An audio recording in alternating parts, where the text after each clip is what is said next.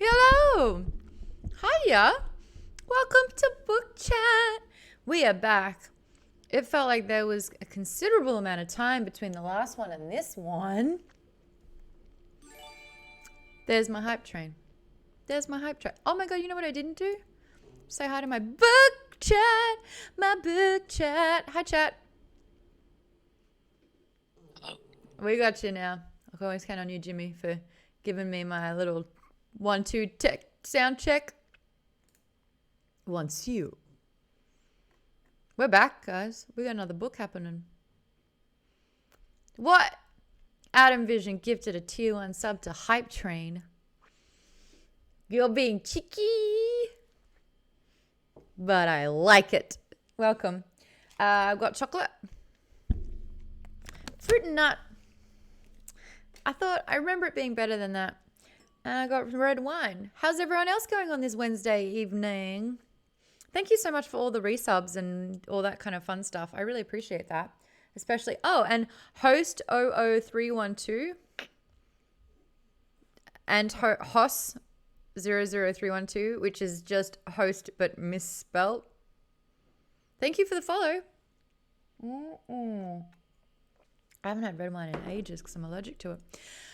Last month, we did the final of our King of Scars. This month, we are tackling the invisible life of Addie LaRue. Thierry, let's just get to the important part here. How do you say the bloody name?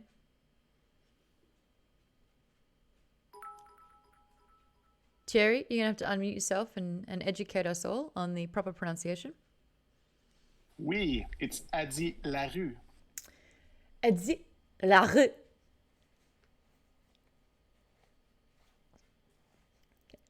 How'd I go? Okay. One more time. Addie LaRue. Addie. What? So it's like Addie's like Addie. Addie sounds like it's like Addie. Yeah, it's basically that. Addie. Her real name is Adeline LaRue. LaRue. LaRue. And how is it said in the audiobook that was downright wrong? Adeline. Not Adeline. Adeline. Yeah, it's like Madeline. Madeline, not Madeleine. Yeah, right. Okay. And the LaRue was well done. Yeah, there were I wrote down some of the French word that they were doing wrong, like Arlo Miret, the artist that did the sculpture of the 5 Burns. And her city is Villon-sur-Sarthe, et non, what they say, Villon-sous-Salt. Oh, when in actual fact it was one more time. Villon-sur-Sarthe. Villon-sur-Sarthe. It was not Sarthe, right? But I gave it a go. Yeah, I was like, Villon-sous-Salt. What is that city again? But yeah, and Luc, Isabelle, Georges. Oh, Luc. Because Black Belt 23 says, how do you pronounce Luke? Luke. Okay. Yeah, it was like getting used to with the French words said in English accents. But yeah, once I knew what the city was, they say that like at the beginning of every chapter is at the beginning, and it's like, what's the name of this city? And when I bought the book in French for my mom, I scrolled down the pages and said, that's how it's spelled. Okay, I've got a couple of things that I want to say about this. The first one is that I don't think it's a coincidence that the name of the devil-esque character in this book is pronounced in French the same way that I would describe someone throwing up. Lick. Okay, not a coincidence. The second thing is, who else in chat listened to it? Lisa, I know you usually listen to books as well. Who listened to the audiobook? I listened to some of it. I started off reading it physically, and then I just got the audiobook. Okay. Because I was a few chapters in before I was like, oh, this is familiar. I know my narrators, and because I have like very sensory sort of memory placement, sensory. So if I'm hearing a voice, it will transport me back to the place that last voice took me. And we've had a lot with Simon Vance, which is why I'm sick of reading Simon Vance books, because he's not only the vampire book that we did. Oh, what was that one? I am muddled in my brain today, by the way.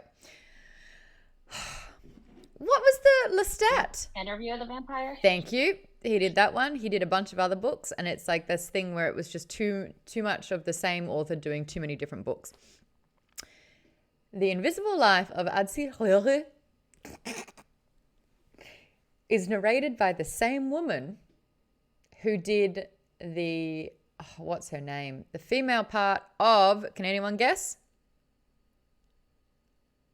Gone Girl. We read Gone Girl for Alpha Book Club when it was the previous iteration of Nerdist Book Club. What is the name of the woman in that? Amy Dunn. So Gone Girl. Oh, girl, she gone, girl. That book is an incredible book.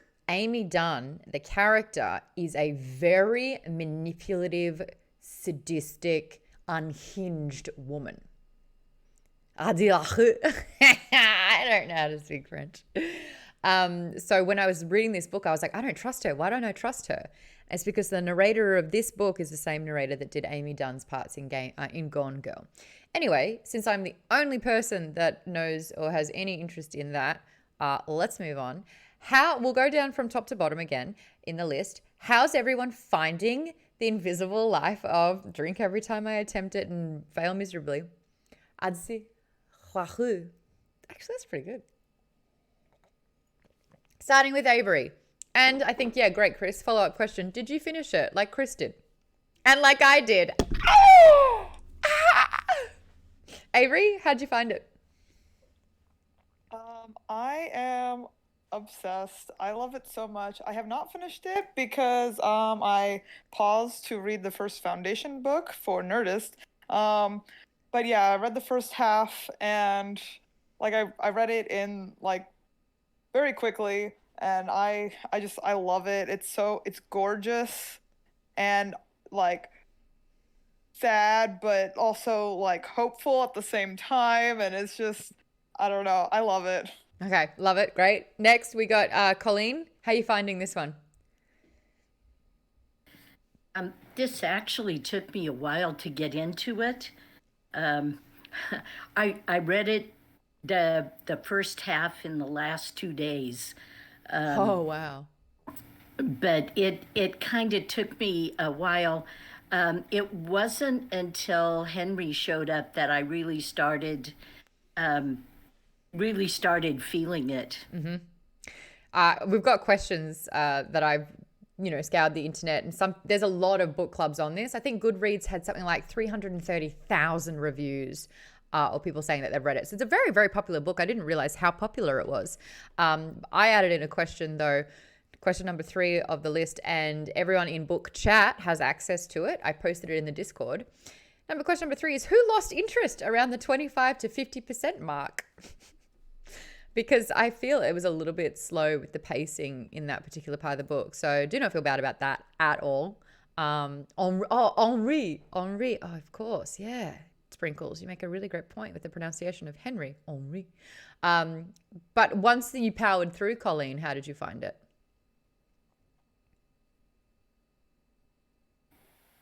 I really started to like it, but I kind of had a feeling that Henry had made a deal too, almost from the time he first showed up.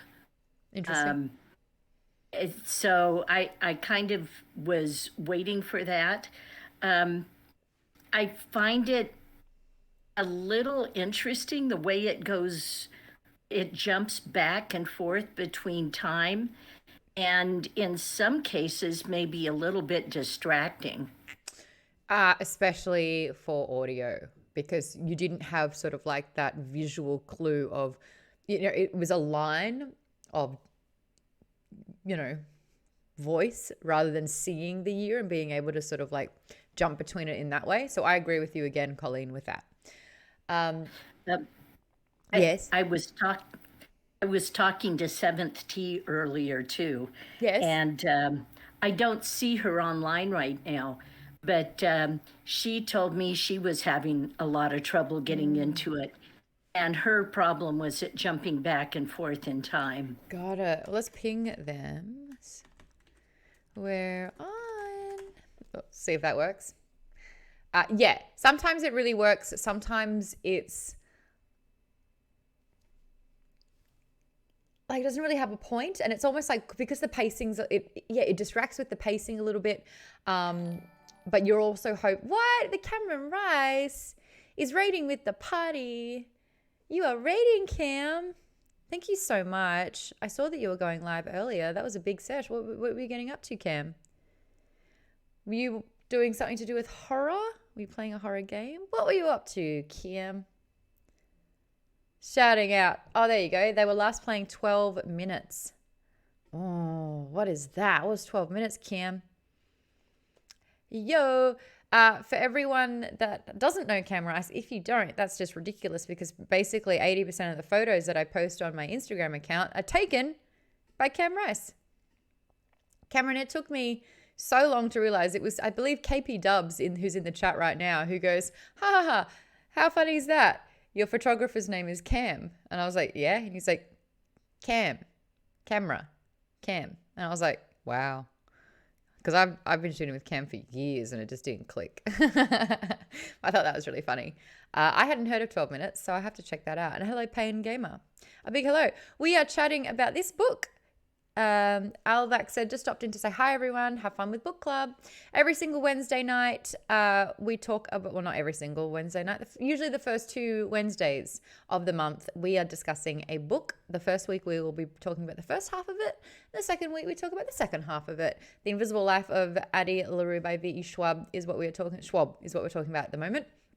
A very, very popular book. I'm going to get into the synopsis, but before we do that, we're just checking in with our Patreon backers, aka Book Chat, to just say what they thought of it, if they liked it, the pacing. There's some issues. Some people are saying it's a little bit slow. It's a little bit distracting. Sometimes the book bounces back between different timelines. But so far, I mean, we're kind of really digging it. So Addie LaRue was in all of Maude's pictures. You just can't see her. Oh, loving that one. That's the top-down time loop game. I have heard about that one. I'll have to check it out. I'm guessing you spend more than 12 minutes playing 12 minutes, though. Hey, Jay Bungerock, are you there? It's great to have you in Book Chat if you are. Have you read this book? What are your thoughts? Jay Bungerock? Hey. Hello. Can you hear me? Yeah. Yeah, I've got through the first half last night. It's got me interested. I'm still on the fence because I don't see how she gets out of this with the super powerful demon she made a deal with. So I'm just waiting on read. It's got me interested, but I'm not sure if I like it or not. Okay. I love a bit of fence sitting. You're right. The premise is set up and then you kind of drown in it as well. Lisa, how are you finding this one? Well, I'm not completely caught up. I only made it to part 3, but like I said, I started off reading it physically. It was kind of hard for me to get into it. It took me a few days, and I was like, all right, I'm just going to get the audiobook. Okay. But it's been better. I like it so far. It definitely became more interesting. I got more into the New York setting stuff than her backstory. So agree. I like to see where it'll go. I'm sure I'll probably get spoiled for stuff, but I'm fine with that. Sorry. I hear what you're saying with that as well. And hello, Godless Monkey. Welcome to the chat. Chris, drop your thoughts. I know that Chris made a really, really astute observation. Previously for Nerdist Book Club, we read Circe, which is a book that really delves upon sort of like loneliness, being ostracized, also being a god in a way, which is like a bit of a theme of this book. And having sort of like those 2 books back to back was really quite a beautiful perspective to see a woman who is sort of battling against her own isolation in a way. So I thought that was really cool. I love that observation. Miss Necromancer, how are you finding this one?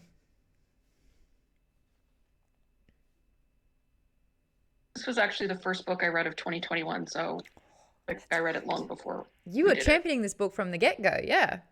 Yeah. It's still my favorite book that I've read this year so far.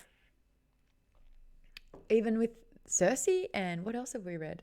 It's not better than High Republic, Kate. How dare you? I actually kind of liked that, but no. I'd say the only I'd say Song of Achilles. It didn't come out this year, but I did read it this year. Is the competition for Book of the Year. Which one was that? And Priory of the Song of Achilles over Cersei. Oh, really? And then Priory of the Orange Tree would be number 3 for me for Books of the Year so far. Priory, okay, fantastic. I was actually talking to Mum about Cersei because, Thierry in the chat was saying that he got his mum this book because he thought she'd really like it. I'm trying to get my mum onto Cersei. She told me she's read Song of the Achilles and absolutely loved it. So there you go, Madeline Miller for that one. Yes, Magical Unborn Woman. We read Cersei, which is a kind of like a retelling of a Greek mythology, which was really, really fantastic. The language was just so great. I felt this book was quite easy to read, language-wise. It's just the pacing. There you go.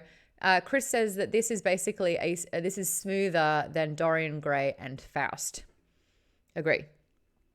All right. So, Kate's read this entire book, loves it, championed it, top 3. Radia, how are you finding it? I read a couple months ago too, so I had to debate whether I wanted to reread it for this. And then a couple days ago, I just fell into it again. And I only read up to the halfway mark, mostly because I couldn't remember. I really love it. It's great.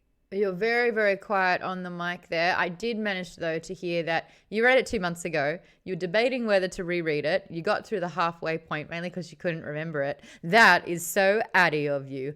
Why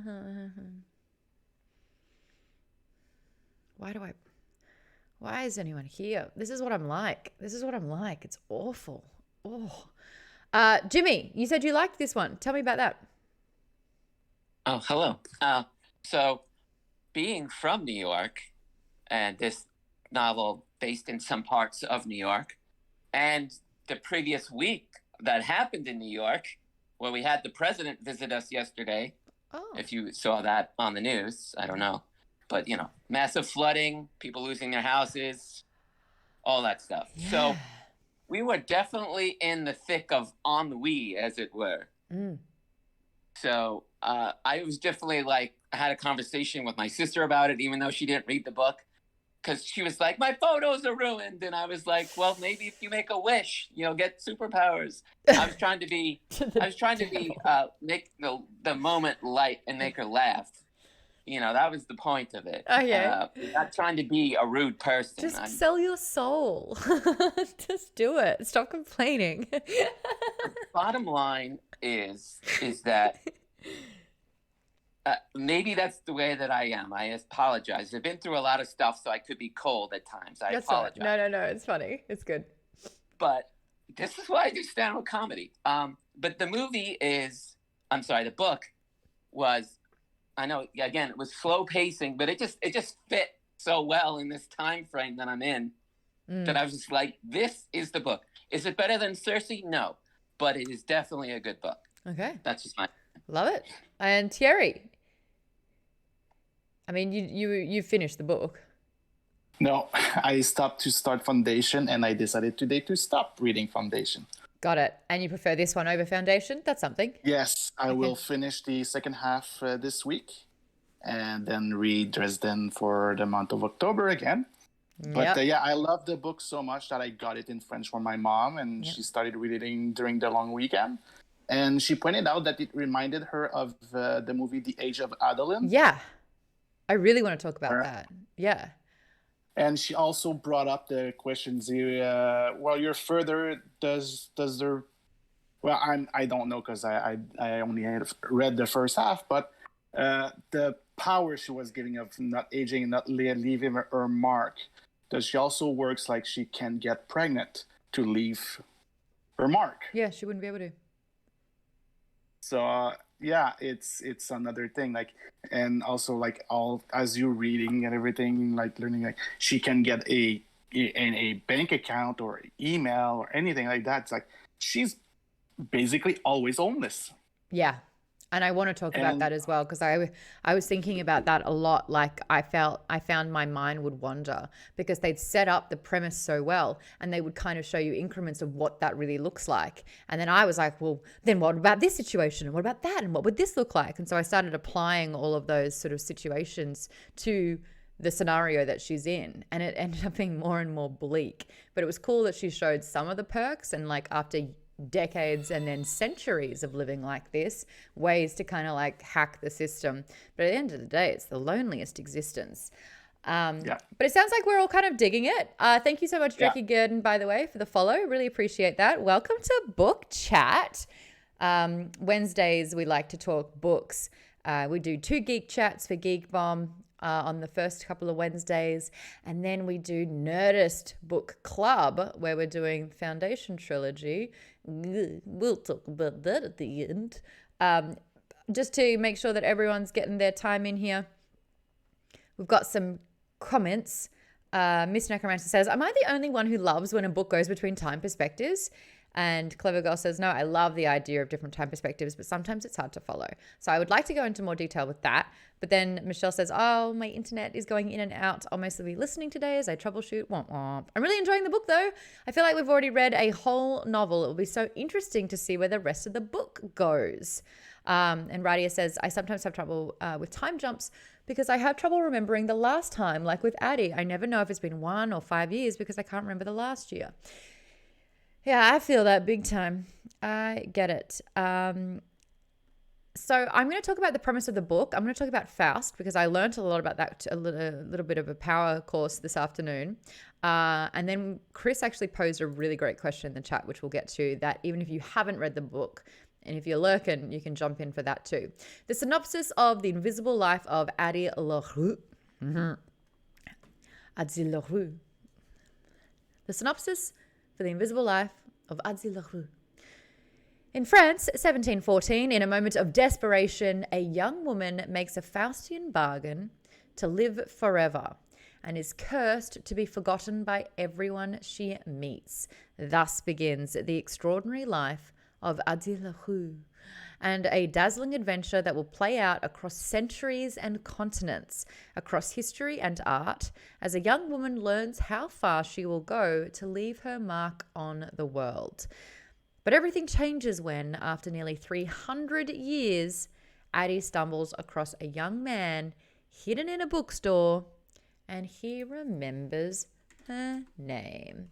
A little bit about the author as I quickly Google, because I didn't get that for some reason. Oh my God, she's younger than me. Schwab. Rude. Anyway, Victoria Schwab, born later than Maude, is doing very well for herself considering that she's younger than me. I'm fine with that. I just get a complex that I'm not doing more. It's great. I'm stoked. Yeah, she's 24, Gory. She's 24. I didn't get to write a book by 24. That's okay.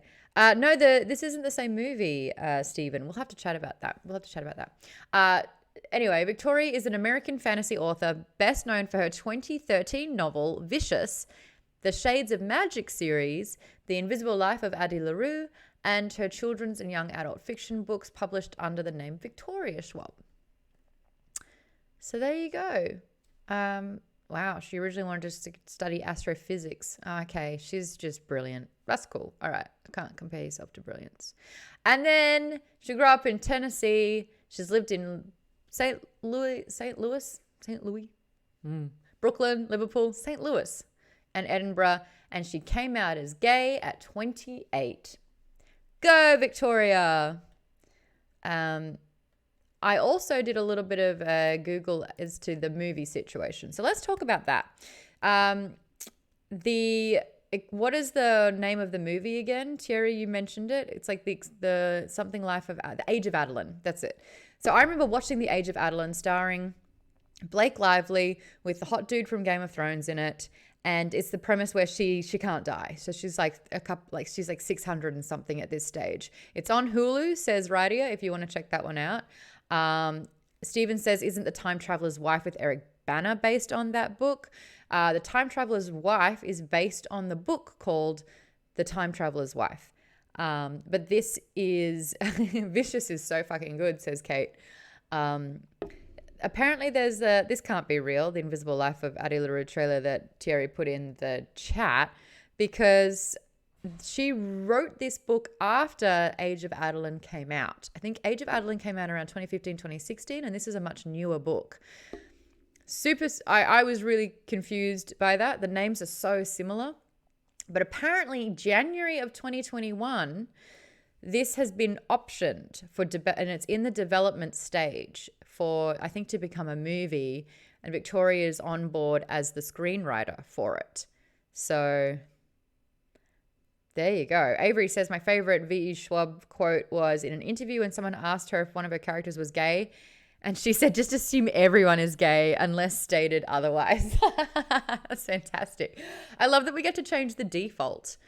It took me a very, very long time to realize and recognize what the default is, where when you read a character as a white person, where the default has been a white person for so long, we need to be told if they're not white. And I love that Victoria is just saying, 2015, thank you for the Age of Adeline, Thierry, thanks. Yeah, I love that she's saying my default is gay. I think that's great. Addie LaRue can die, though. It's kind of sort of the same premise, but not really, says Miss Necromancer. I think there's the fact that they're both like Adeline. I think that's the confusing part, because it is quite it's not a super common name. But I also thought that the movie was based off or inspired by this book, but it's kind of the other way around, and I don't think that she was inspired by it. Anyway, there's every chance that this could be made into a movie. It's in the development stage. I think that's pretty cool. It sounds like with time jumps, most people are kind of happy with time jumps when going back and forth. But in this instance, it can be a little bit confusing with those particular times. And I'm in the agreement with everyone else who has said that the modern day New York times, it's Adeline. Not Adeline. Adeline. Thierry, can you help me? Adeline. See, if I read both of those, Black Bells just said it's Ad-Ellen, not Ad-Allen. But if I read both of them, Adeline, maybe it's my accent. Today I learned. Avery says, I think I read somewhere that this book was her passion project that she's been working on for 10 plus years. Isn't that like the worst case scenario if you're a creator? You spend so long, like a decade of your life, pouring everything into a thing. And then just as you're like getting ready, it's like, or, you know, you've been telling everyone about it, someone puts out a very similar concept that probably isn't even as good. And you're like, no, that would suck. But also super astonishing to recognize and understand how our minds work, and that two people could have an incredibly similar idea. That really fascinating. Kate says, if you want a book with crazy time jumps that stop making sense, and once it's revealed why time gets wonky, it's heartbreaking, is Monday's Not Coming by Tiffany Jackson. Please, anyone who wants to support a Black YA author, read that book. It's so good. Oh, if it's got horror themes, I'll suggest it for October's Nerdist Book Club. Like Henry is Henri in French. Yes. The Age of Adeline, and Addie is Adeline. Okay. I get it. This is not Lost level of confusion and timelines, says Chris. I haven't watched Lost. I promised at least 24 people that I will watch it. You would have thought I would have done it during COVID. One day. No, it's not horror. I have to suggest a horror book for October's Nerdist. I don't know what to. And I asked everyone and I looked into some of them, but I just don't know. But I have enjoyed reading horror. strangely enough. Head full of ghosts. All right, I'm going to put it in. I'll put it in, Kate. There's 9 exclamation points in that comment. That's all I needed. That's all I need. Okay, I'll put those 2 in. Great. Pride and Prejudice and Zombies. I'll pop that one in too. Chris did a really, really great question, which I would love everyone to answer. Let's say you make a deal with the devil. This is what it's about. As the premise that I had discussed said, this is a Faustian bargain. What is a Faustian bargain? Who has their hand up in class that wants to tell me what a Faustian bargain is? Does anyone dare? I hear everyone start Googling. So I didn't necessarily know. I'd heard of this word. It's Faustian, Faust. Like I'd heard of Faust and Faustian, but as like a noun, I didn't quite understand what it was. I mean, it makes sense having read this book. It's basically it's like a deal with the devil. It's a supernatural sort of bargain in which you retrieve something at a very dear cost, usually one's soul. Jay Buntrock says, isn't it like the monkey's paw, like be careful what you wish for kind of thing? But that's the thing. I think the premise here is that when you make a deal with the devil's always going to find a way to undermine, to manipulate, to trick, to deceive, and I think the monkey's paw is, exactly that. It's like, be careful what you wish for, because the thing that you long for, there's just so many ways that it can be taken in it. The demonic pact is like a casino. The house always wins. Yes. And yes, Avery, fantastic. Faust in the legends. So I think it was a medieval time, wasn't it? In the when it came out, Faust was the one who sold his soul for knowledge and like experience, wasn't it? Like knowledge and experience. But Faust sold his soul to I can't say it. Mephistopheles? I feel like there's another syllable in there. Mephistopheles. Wasn't Mephistopheles in Cats, Cherry? Yes. Okay. Wow. Is that the same one? Was he a trickster? I just don't really know what happened in that movie. I drank a lot. Okay. Wow. Okay. Just to prove that the devil is real. Wow. Mephisto and Feles. Oh, thank you, Adam. Mephistopheles. Oh my gosh, I did a tweet the other day where it's like, what word can't you say? I'm going to have to add that to it. Mephistopheles. Okay, I took it off. That was easy. It was in Ghost Rider 2. Alan O'Allen says, I always get it mixed up with The Tempest, but that was Prospero. Oh, hello, Alan O'Allen. Oh. Jerry, how do you say that one? It's Alan O'Allen. Alan?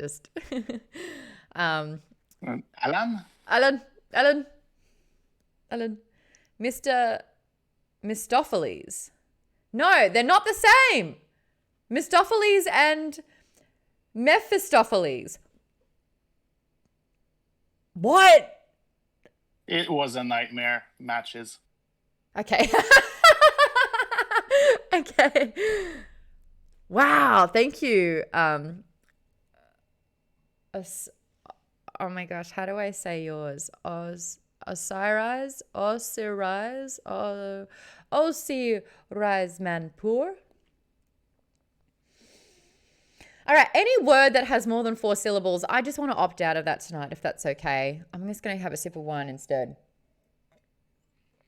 Avery's dropping the facts here. Faust was published in 1790 in Germany by, how dare you, Goethe and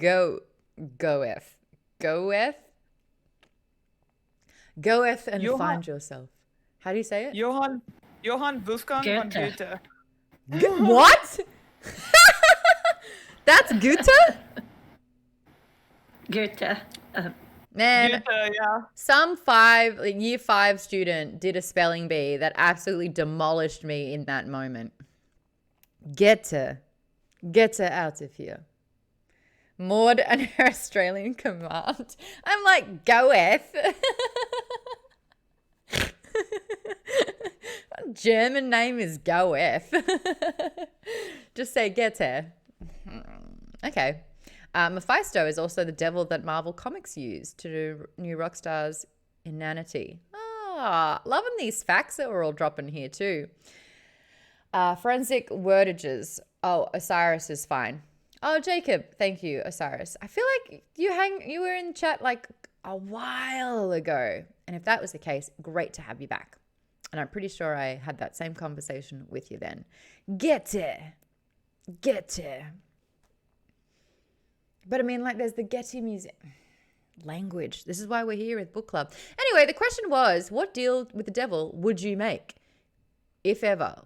If you're in a pickle, if you're rock bottom, if you to save a loved one, is there anything in the world that you would make a deal with the devil about? Anyone? Well, Go, like Jimmy. I said in the chat earlier, I sold my soul to Millhouse, so I'm kind of out of the running. But if I did, I genuinely would give my life for world peace. To make everyone happy in this world, I would genuinely give my life so that everyone could be happy and everyone could be safe and peaceful. You know, I really wish I could do that. Okay, But so I know how that would they mess with that? Because it's like that is such a obviously like a noble thing to do, but they would be like, all right, so you want world peace? Yes. I mean, they'd probably guess- they'd probably put a meteor into the planet, and then the world would be in pieces. Well, yeah. But it's okay because you're not there to see that. Well, you know, like Kate said earlier, the house always wins. Yeah. Everyone sleeps forever. Everyone sleeps forever. Oh my gosh. Kate says, I'll galaxy brain this shit and wish for world peace via the extinction of humanity. And then if humanity was extinct, my soul wouldn't exist. So therefore, they couldn't have it. What? Yeah, that's how you outsmart them, you know. And then KP Dub says, but then there would be a twist. There would be no war, but everyone would live in prison, slavery, isolation, or just plain wipe everyone out. Yeah. To smirk at Steve Vai like Ralph Macchio. I'm going to pretend I get that. Clever girl Colleen says the only way for world peace is to deprive everyone of their own agency. Wow. And that's like that switch where it's like, you know, any sense of uniqueness, purpose, everything just kind of gets null and void. Oh. Would anyone else sell their soul for something?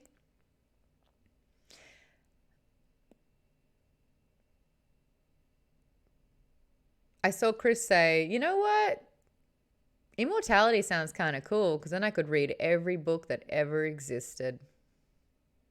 They're like, okay, you can have immortality, but you're blind. Like, you know, they would get you. Thierry says, I would take a page from the movie Bedazzled and wish for someone else that has it worse than me to have the better life. Oh, who unmuted just then? Sorry. Jump on in. I just think, like they were all saying, that it's you think you know what you're getting into, but there's always the fine print. So, you know, even if you are willing to sacrifice yourself for someone else, you can't be sure just how that's going to turn out. No, because there's always worse. Like, no matter how bad or dire something can be, there can always be something worse. Yeah, and I think that's, you know, that plagues me a lot. No matter how good something is, there can always be something better. No matter how bad something is, there can always be something worse. But you're right. Like, once you do it for someone else, it's your part in it is totally relinquished.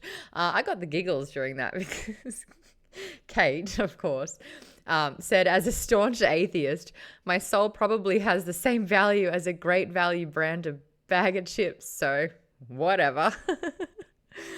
And Avery makes a great point. If I was a woman in the 18th century, I probably would have made the same mistakes that Addie did. Totally understand that decision. Alan O'Allen says, have you read Fred? That's 4 syllables. I'm not saying that. Saberhagen's. The Book of Swords series. Each sword has tremendous power as well as a terrible curse. One of the swords, Despair, ends a war by removing all motivation from the soldiers. That book sounds so good. That sounds like my jam. I'm not reading the Book of Swords. I'm playing Boyfriend Dungeon where I'm dating swords. So if you just wanted to check where I'm at in life, there we go. The Maharishi says, well, my soul is worth about $1.75, so maybe a candy bar. Alrighty, well, this one's for you. That's a good tasting soul. Thank you for that. Okay.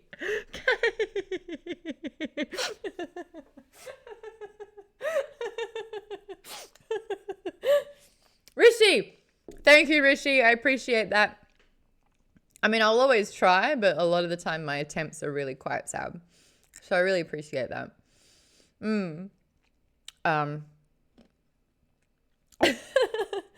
Anyway, let's get through some of these questions, shall we? Moral of the story. I mean, I'm a little bit agnostic as well. So if someone's like, oh, I'm the devil, I'd be like, okay. But let's talk about, she ends up calling him Luke. Luke, do you think he is the devil? Is he a god? Is he, like, what perspective on history? What is he? Is he a Chernobog? Like, who is this dude? How did you see him? Oh, is it just a collective we're all thinking that he's just a version of the devil? Does anyone want to unmute and have that conversation?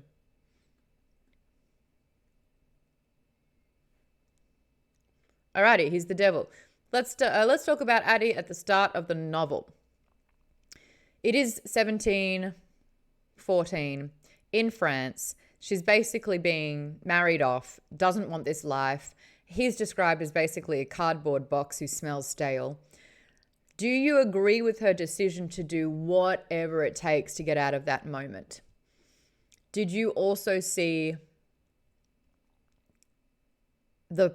her life ahead, her path, and it was as dire as she said? Do you agree with her decision that anything was better than what she'd been given? I would say I agree. I agree with the situation because it's the 1700s. You're a woman. I'm sure it's not the best life. And, you come across this thing and you're just like, you know what? If this is my ticket out, I'm definitely going to take it. Because what else you got left there? You probably get berated by the men that are around, or your father tells you that you're worthless for not marrying out. It's probably a whole thing. So I would assume that was the best way. Okay. Alrighty. So it's not like pull yourself together. It's like, no, this makes absolute sense.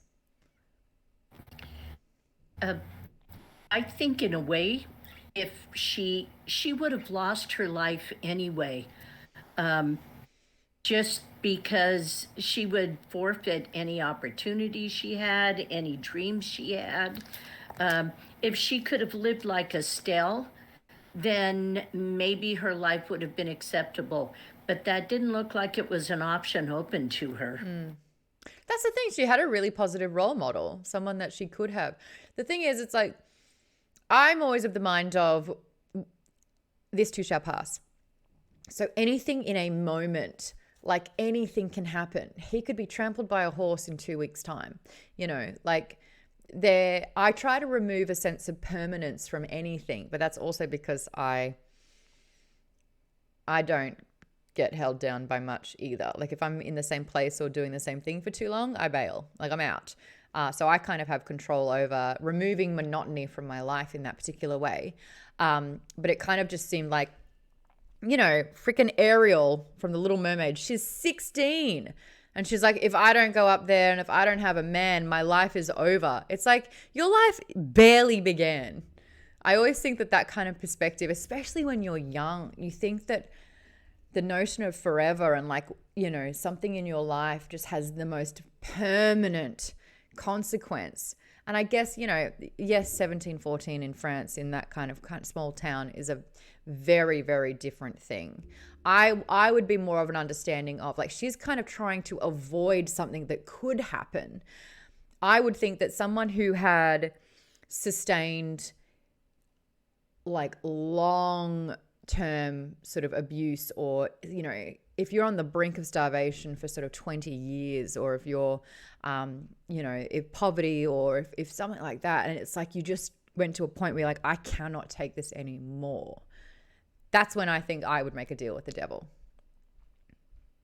instead of like trying to avoid what could happen. Does that make sense? Anyway, chat's blowing up. Let me help with this. Black Belt says, I feel like Addie has a good deal. She's basically immortal. She can do whatever she wants, and it sounds like she can end it at any time. If you can get past being lonely, it's kind of good. It sounds good. In terms of if Luke is the devil, Radia says, I see him as a god older than the devil, like an elemental god. And Clever Girl says, yeah, he was older than the devil. Avery, and this is something that I want to touch on as well, says, I love that Addie keeps living out of pure spite. I respect the hell out of Addie because of this. She is so determined. He tried to do one over on her, and even though her deal is just awful, there is no permanence, there is no connection, there are no relationships.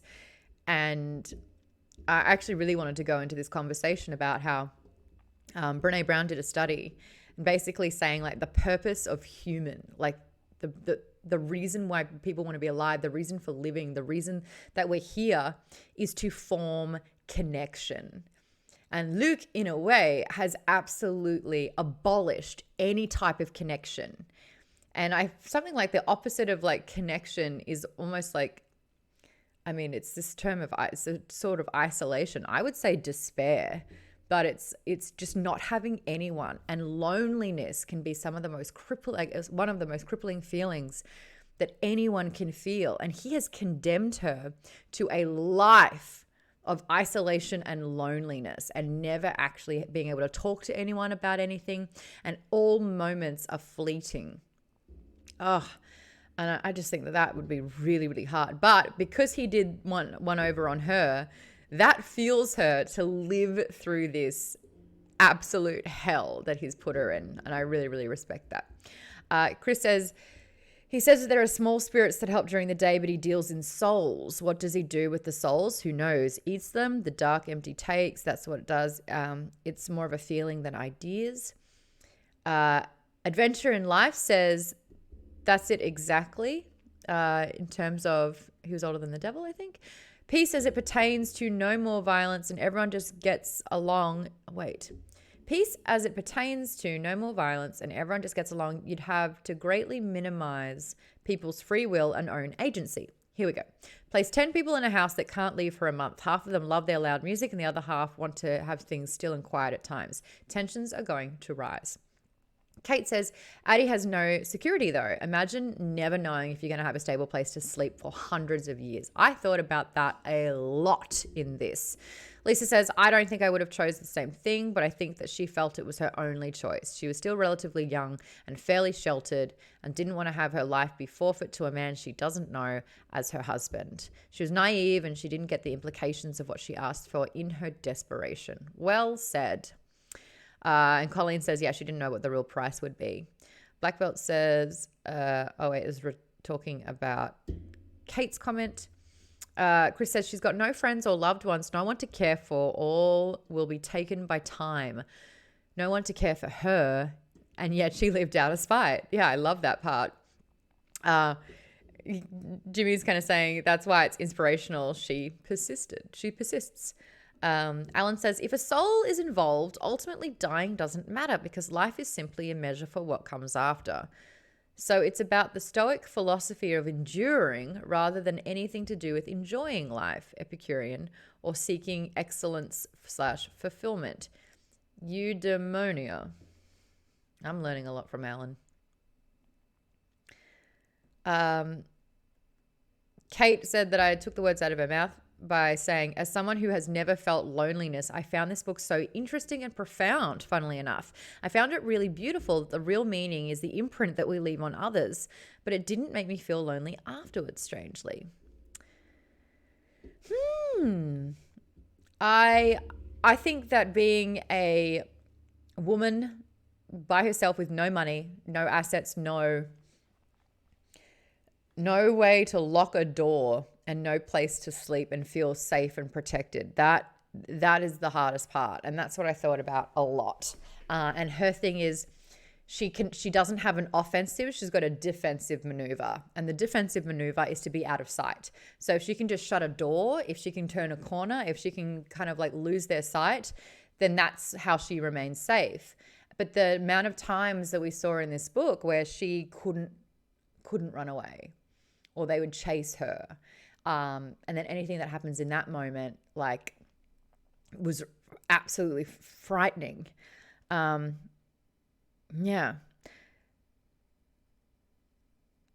And I think, the follow-up question to all of that, I wrote this in my notes. So I started writing things during the first half of this book because I was thinking a lot about it. And I was like, what other what-if scenarios did you think of when learning the concept? The study on vulnerability, being alone and living without connection. And then I said, where would you travel to, live, or explore if you're in this scenario? But then I think the last question is like the one I really want to touch upon. And that is existence without love bearable? Kate, maybe that's one for you because you are a very resilient, independent person. It depends on the person. Like some people, they would wither and they would die. Like they need those connections. It just you would stop wanting to exist. Your hope would diminish and you would not want to exist anymore.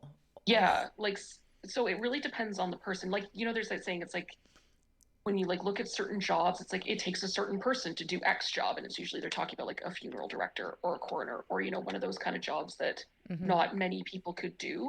It's the same sort of thing, that there are people who are good in isolation. These are the kind of people who, become astronauts or, like these type of, work on an oil rig or some sort of super. Who are happy after a pandemic. Or live, or as a Canadian, it's like live in the Northern Territories or Alaska. Like you're living in nowhere and you're so far away from everything that you're just kind of on your own. And some people can't do it. And some people do it just fine. And I think I'm I'm introverted anyway, but I'm also just a loner. I do good alone, and I socialize, but I'm fine with very limited socialization.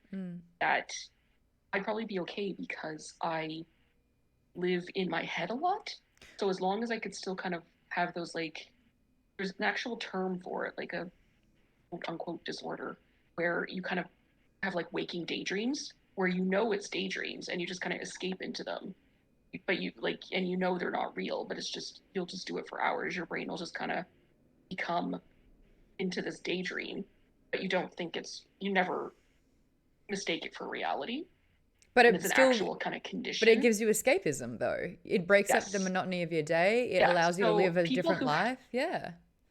Yeah. So people who have that kind of brain could totally survive an Addie situation, or survive in a thing where you, like, say, lived on a space station by yourself. Yeah. Or, were the captain of a ship where everyone else was in cryostasis if you were traveling to like a new solar system or whatever. So, but other people need the human connection. And it's not even an introverted extroverted thing, because some introverts still will get the connections from online or, whatever. But it just, like I said, it just depends on the person. How long do you think you would last? Could you do 300 years? I don't know if I'd want to do 300 years, because forever is a very long time. So even that isolation would become boring and monotonous to where it would just grind you down, where it would almost kind of be like falling into a depression. Anyone who has depression you'll know it's like when the emptiness starts to come, it's that nothingness. So I think after several hundred years, that's why when you see like elves or vampires or, you know, these other kind of fantasy creatures that are long lived, they usually become very cold and don't have a lot of humanity, because humanity is the immediacy of mortality. So when you lose that kind of like time pushing you to do things, to be passionate about things, you start to become very cold. So I think maybe you could do 300 years, but I wouldn't be the same person anymore. I don't know if that makes sense. It does completely. Yeah, it would start to chip away at your humanity. I think what you said was really well said. I think the hard part for me in this situation for Addie LaRue is every time you manage to find somewhere to stay for the night, you wake up and you have to go through the exact same obstacle, the same gauntlet, you know, every single day having that. I would be able to easily do 300 years on this planet if I were able to, if I were to be remembered, if I were able to build connections, you know, kind of like the vampire-esque type thing where it's like the worst thing that's going to happen is that everyone I love will eventually die. But I think time would pass so much faster when you had a sense of safety, when you had a place to stay, where you could have like somewhere where you could call home, and you had relationships and friendships, and you had, you know, that love and care. I think for that to be stripped away, and Lise, you were talking about this as well. You were saying that you're quite happy with being alone. Oh, STS has gifted some subs into the community really quickly. Crispy Orchestra, Spectrum Gamers. Hello. Will Siu, Stephen, and Verum Liberatus. You all just got gifted a sub. There you go. Hi, Caitlin. So that's super interesting to hear. But Lisa, I want to hear from you. You were saying, you were saying that you are also quite independent. You're also happy to be on your own a lot. But the fact that love is kind of off the table and no one remembering you, that would make it really, really hard for you. How long do you think you would last with the Addie LaRue effect? Honestly, I don't think I would last very long because I'm very introverted, but I am also super close with my family and, you know, my few close friends, to where I don't think I'd be able to last very long without having that support, even if I like being on my own. So I definitely would not be able to do what she's doing. I do understand her drive, though. Like, even at her worst, even when it's the hardest, even when it's just, you know, her rock bottom's been going on for 60 odd years, she refuses to give up because that means he wins. So she will live through absolute hell as long as she's got one up on him. Like, that's her sustenance. That's her fuel, is to just make sure that he doesn't get what he wants. I think that's, I don't know, I really admire that. Clever girl, I'm really sorry that you had a memorial for your brother-in-law on the weekend. I'm sorry about that. That sucks. That's really tough.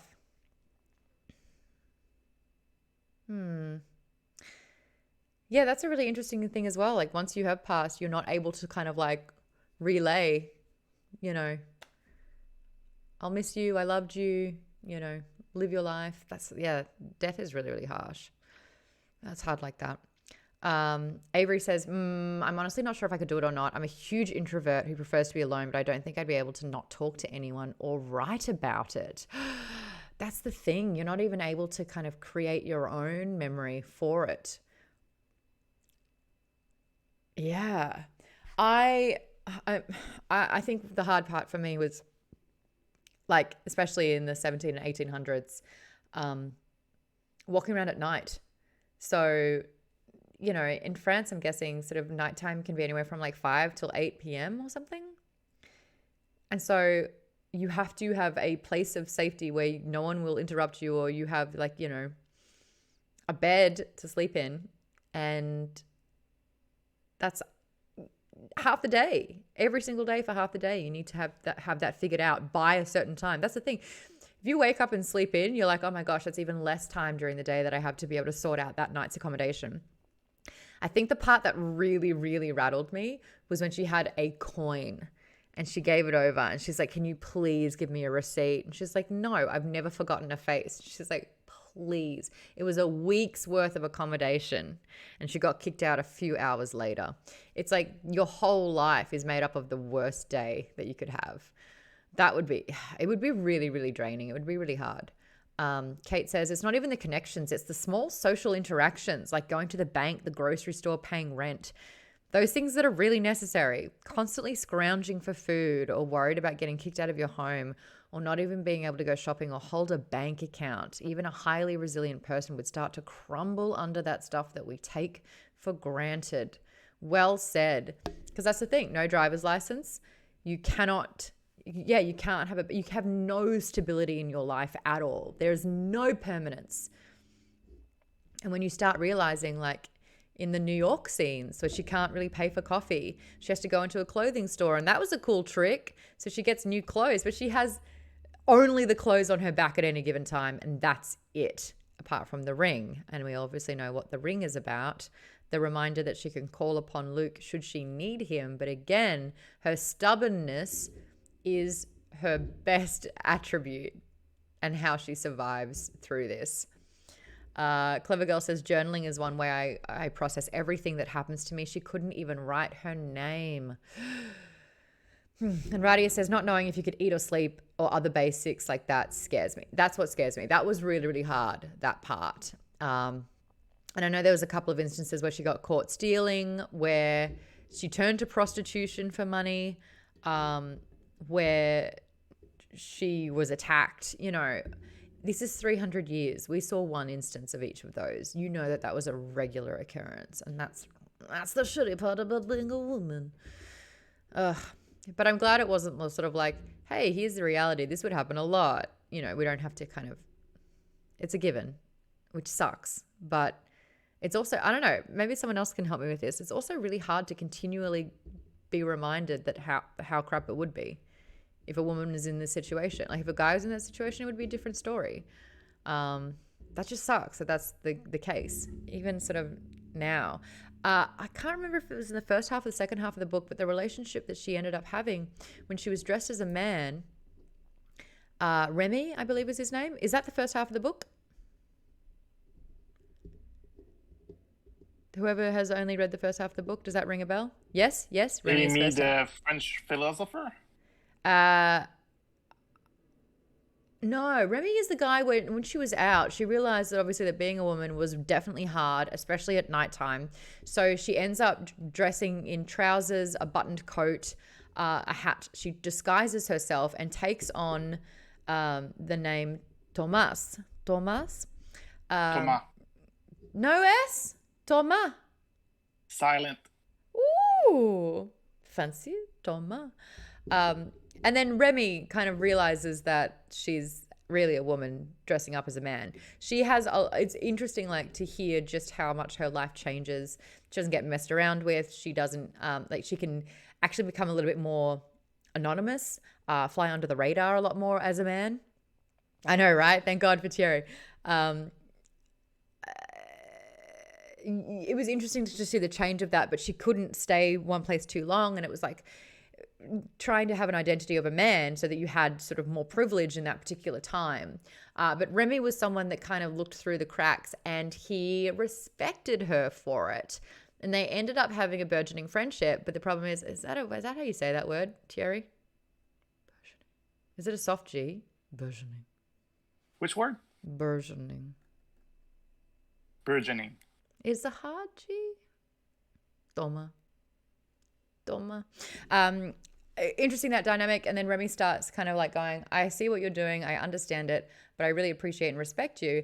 And them having a really beautiful relationship. And she has sex for the first time and it felt safe.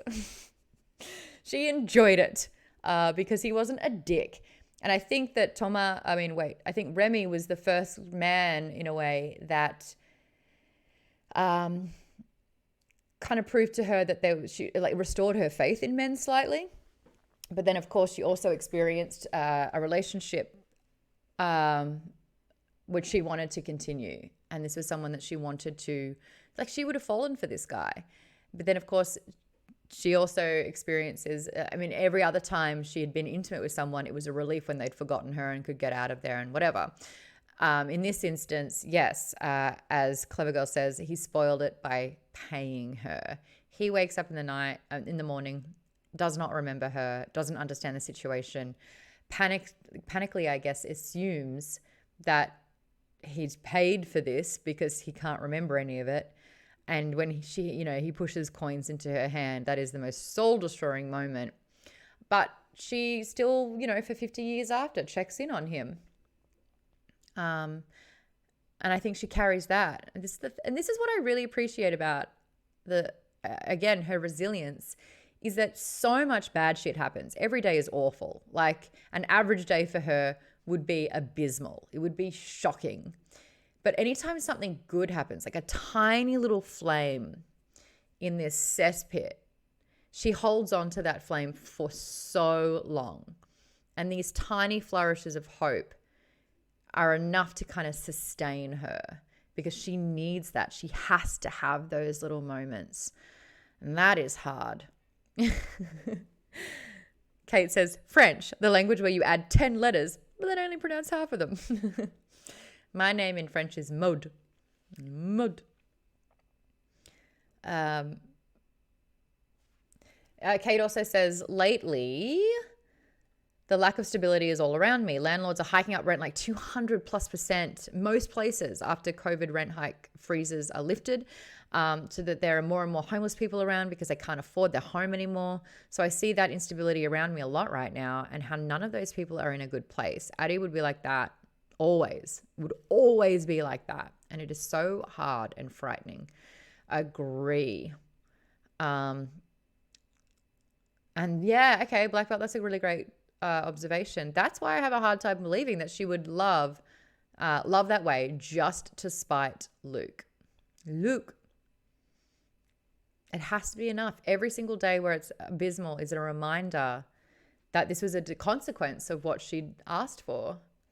I don't know. I don't think I would have lasted 300 years. No way. I'd be like, make it end. I'd rather be nothing.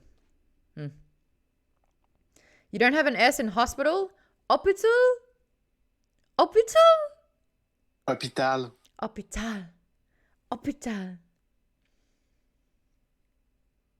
What other words?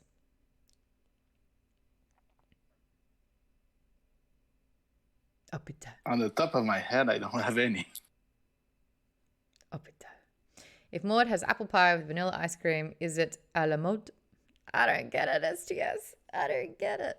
I'm sure it's funny. Colleen says, I love that she turned to books to find meaning. She says that books are a way to live 1,000 lives or find strength in a very long one. Oh, here we go. KP Dubs is coming in. Chapeau. Chapeau? Chapeau? Chapeau? What's chapeau? What is it? Chapeau is hat. It's what? Un chapeau, a hat. Chapeau is hat. All right. Like cats in French is chat, but it's spelled like chat. So the T is silent. It's stupid, I know. My name is French, isn't it? Maude is French. Mud, right? My mud. You just said Maude 3 different ways. That's amazing. Maude. Can I just say about French? Yes. Most of the time, it makes things sound so much more elegant and beautiful than English, except for eggnog. It's lait de poule in French, which translates to chicken milk. Can you milk a chicken? Well said. Can you milk a chicken? Can you? I want to think about this too much. Can you milk a chicken?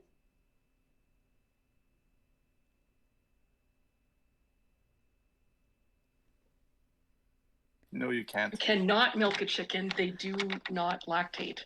I had to think about it. How do they? I guess it all happens in the egg, huh?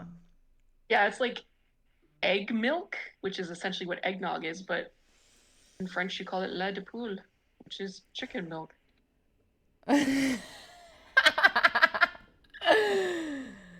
Ah. Well, it's milk and eggs together, so milk, egg, lait, poule. You know what? KP Dubs makes a really, really great point. I have tried to milk my chickens in Stardew Valley so many times, and each time they're like, you can't milk your chickens. I'm going to keep trying, though. If I live for 300 years, I'm going to milk a chicken. Sometimes you just need a goal. You just need determination. Hey, let's go over some of these other questions that we've got in the document. Because we went through like an existential crisis of how long we would last, and the general answer is not very long. Not very long. So this is what we spoke about. What would I'm up number 4 if you're in the document. What are the best and worst things about Addie's invisible life? What is the emotional toll of being unable to imprint herself on the heart and mind of another person? When does it give her an advantage? There's so few advantages. There's so few I advantages. can think of one. What's that? Because no one can remember her name and whatnot, she could easily rob a bank or trick somebody into giving them money. That's I know it's not the best, but it's definitely beneficial in those situations. I just wish it wasn't like just so like that is something that you could do just to survive a little longer. The thing is though, she was saying that any kind of possessions that she had, they would disappear after a few months. She would hide something somewhere and then come back and it would be gone, you know? Like, he would make ways to not have any sort of permanence. But I think if, like, you rob a bank, you're like, cool, that's the next maybe 2 weeks sorted that I get. And then I have to do it all over again. Oh, it just sounds so agonizing. I think one big advantage was when she was trying to get into that salon. So she just kept introducing herself to that lady over and over again until she could get it right, kind of like Groundhog Day. It was Groundhog Day, yeah. And then as soon as she cracked the code, he just shat on it. He just completely destroyed it. And the fact that his power is more, she's like, well, I'll just try it again tomorrow. And he's like, nah, this is going to last. They're going to remember. They won't know who you are, but they'll just know that you're not right for this place. That's the thing. Like, as soon as you've tried everything, like, imagine, I don't know, there's so many examples of this where it's like you had to build something, and as soon as you built it, someone would come over and just knock it back down again and then break a couple of the pieces. Like, just awful. STS says, I walked away. Did someone explain my Alamo? Oh, no. Yeah, Alamode pun. No, you just did now, though.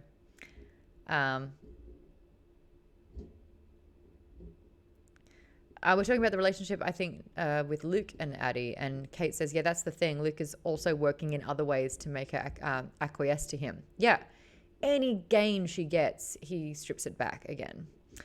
So let's talk about that in a way. The relationship of those two. Discuss the intense power struggles between Addie and Luke. What makes him such a master of seduction? How does Addie reclaim her power and agency over the course of the centuries? Who wants to tackle that one? Bueller?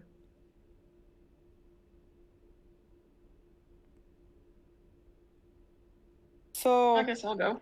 Oh, sorry. Avery, you can go. All right.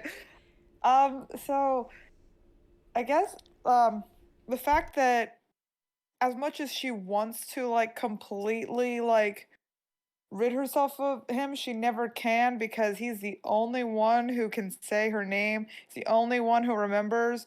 So even when she's like when he was like visiting her every year and she like dreaded it, but she also couldn't help but look forward to it because it was just this like moment of relief of just hearing her own name and knowing anybody knew who she was. And that is how he holds that power over her. I mean, not the fact that he literally owns her soul, but like she will always need him, and he knows that, and he uses it against her at every possible moment. Is it Stockholm syndrome? I don't think it's Stockholm. In the way where it's I like... I think of it more as when you like look at relationships between like abusive parents and their children. Like a narcissistic parent would be Luke, and even if a child goes little or no contact, there's still a desire for the love and approval of that parent, even though you know that the love that they have for you is not real because they're incapable of love, but it's still just an intrinsic desire to have some sort of, you know, them saying it's like, I love you, or showing any kind of care for you, even though you know you're never going to get it. She's It's so a starved of pathological it. desire. Yeah. And the to go on what Avery was saying, that he took away recognition, and he knows her. He says her name, and I think the power in him saying her name, you know, it all comes flushing. Like, you know, he's just reestablishing her identity, the thing that gets stripped away. What is it? Even a rock will corrode down to nothing, something like that. What was that quote? It's throughout the book. I understood that moment where he shows up and he's like, hi. And she just gets, like, even though she hates him and she wants to be stubborn as all hell and not give him anything, I understand wanting to stretch out that time where they can just talk about the situation that she's in, because she can't have this conversation with anyone else. And the fact that he made it the anniversary, it gave her something to look forward to, even though she hated the moment. It is incredibly sadistic. It is incredibly toxic and unhinged, but it is incredibly understandable. Their relationship does evolve over the time as well. I mean, he does punish her, and she is more and more inclined to just be like, get out, screw you, but then, you know, we see that he prepared, because he's got all these incredible, like, you know, limitless powers. When she's in the house and she's managed to, like, you know, put on the attire, he walks in, he calls the servants, and she's like, oh my God, you've wrecked another thing for me. And he's like, no, I want to have dinner with you. And you see that he wants to start not spoiling her, but almost provide that flicker of flame, or it's like maybe another way to flex his ownership. What is that moment? That moment where he prepares and can control the servants to prepare the meal for her. It's a power play. It's another way to display dominance. What did anyone else think about that moment? It I feel seems like- to be. Go ahead. No, you go ahead, clever girl. Go right ahead. It seems to me that he is constantly finding ways of taking anything she finds pleasure in and then twisting it against her. Like when she began to, I don't know if look forward, but at least to expect the anniversaries, and then he didn't show up the way she expected. When she comes into this beautiful place and has an opportunity to kind of relax and eat chocolate, and then he takes that over and controls all the servants. So he is continually taking anything that she can manage to hang on to and twisting it or disconnecting her from it. Kate, you had a great follow-up as well in the chat. Do you want to explore that? Well, just following the same thread of it being like an analog to an abusive relationship, that if he can control all of these servants, it's like him saying, it's like, you know, you thwarting my control is cute and I'm just letting you, but look at what I can actually do. Look at all my power. Like, just showing that her resistance is kind of just like child's play. It's like a fun little game, but he can end it anytime he wants. For those that have only read the first half of the book, what do you see Luke's, he's kind of becoming charmed by her resistance? He's admiring her resilience? Or is it all just more emotional manipulation? It seems to me like it is emotional manipulation, because he kind of, for lack of a better term, dangles the carrot in a way. He'd be like, "Oh, you like this? Well, let's do this for a little bit, and then you won't have her for a while. So, unless I come back, it's kind of similar to when you're a child. And for example, my dad was in the military, so my dad would always be like, "Oh, if you're good, I'll give you a video game," Mm-hmm. And I had then the same when he thing with came my home and he parents. gave the video game, it was like the best feeling in the world, as opposed to just actually going to the store and buying the video game. You know what I mean? That's the best way I can compare it. If that makes sense. Oh, Black Belt says, I think it starts off as manipulation, but I think he's actually starting to fall for her. And Kate says, I imagine he's done this many times over the centuries.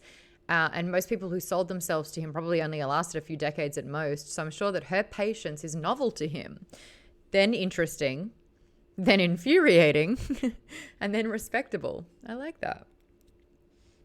It reminds me of my cat when he caught a mouse. Like, at first it wants to eat it, but then starts to play with it. And when the mouse gets too far, just bites it back again and plays with it again. Mm-hmm. So that's how I see Luke doing it. Like, she's getting too far. I gave her a little time. She's playing too much. I'm going to wait, like, at the dinner and then again at the ballroom with the rich French women's. Like, she's at the party with everyone, and then he comes back and, who's that girl? She's not who she says she is. And she has to run away. So it's the cat and mouse play. Yeah, absolutely. And the fact that you never really know, like, it's a really interesting way that they write this character, because it's like he's very much copy paste the first few times. He's just waiting for her to give up. It's, hi, it's me again. Are you ready? No. All right, I'll see you again. Hi, it's me. Are you ready? No. All right, I'll come back. And then it expands a little bit, but you're like, he's shown us what he wants. We've seen who he is. But then when it varies off track, when he goes off course, you're like, is this genuine? Is this what he's really feeling? What does he get out of this? Because we know what his end goal is. But then is he also lonely? Because he's lived for an infinity almost. So is he starting to kind of reconnect with humanity?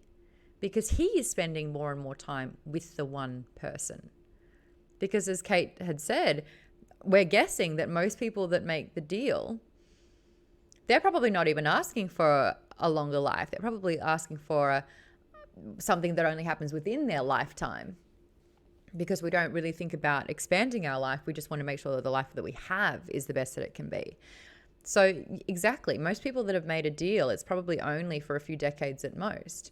Or if he did, in the case of Addie, they ask for more, he makes it the most banal existence possible so that you want to end it sooner. We're looking at a few decades at most. And I wonder if for him, because, a few decades is probably just a day for Addie. So, I mean, we don't know what his confines are, what his rules are. But the fact that I'm even thinking about it is annoying, The fact that I'm even inquisitive, that I care if he's okay when he's supposed to be, from what we've gathered. I mean, is he pure evil? Because he seems pretty messed up. Colleen says he thought if her life was miserable enough that first year, then she would break. Absolutely. And yet she persisted. And it's, the best part about it. Avery says, like in The Sandman, when Dream makes a bet with death, it makes a man immortal to see how long he lasts, but then he just really wanted a friend. I haven't read Sandman, but that's really sweet. I just want company because I'm really lonely.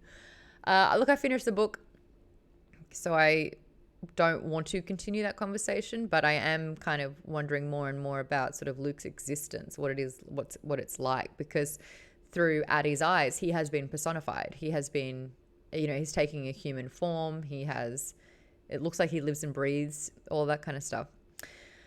I have a theory, if I may share it. You betcha. The theory is, now again, I haven't read the second half of the book.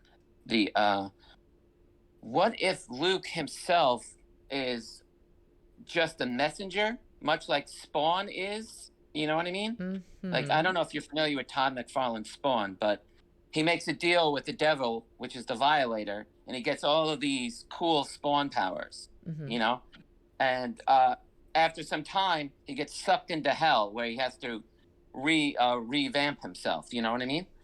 But like I said, Spawn is just a conduit to the Violator, aka Malvosia, and so maybe that's the reason why he's trying to reach out to Addie, because maybe Addie's gonna figure out how to break the contract and then help him out. Again, that's just a theory. Okay. Yeah, I like that.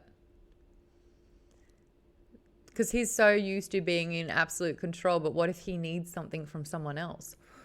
Ooh.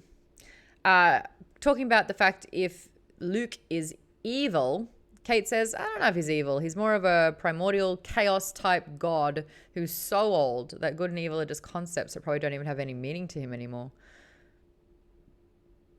Clever Girl backs it up. Luke seems to be beyond good and evil. He just doesn't have that concept. Yeah, it's just existing. He's a chaos trickster god who's just entertaining himself. That's the thing. Like, how bored? Like, you'd get so bored. But he deals in contracts, you know. He deals with exploitation as well. Yeah, Clever Girl, you and Mr. Necromancer are on the exact same page. STS says, he sounds chaotic neutral. And Chris says, no, lawful evil. Lawful evil, I actually kind of understand. Oh, that's a really good question. I see both sides. Is Luke chaotic neutral, where he's just doing a job, but he tries to find ways to manipulate and to undermine the system and to twist it in that, to, you know, to prevail chaos? Or is he lawful evil, where he's doing his job, the contract is the deal is the deal, 6 crows, but what he's doing is inherently to us evil, but he believes he's doing the right thing to him in a way. Luke's just a kid playing with ants. Oh, wow. Is he chaotic neutral or is he more lawful evil, though? I'd love to kind of have a pendulum swing one way or the other with that one. Because I see both. I see both of them. He could, in a way, be both of them. Let's just split the difference, true neutral. That's because you're true neutral, Kate. That's because you're true neutral.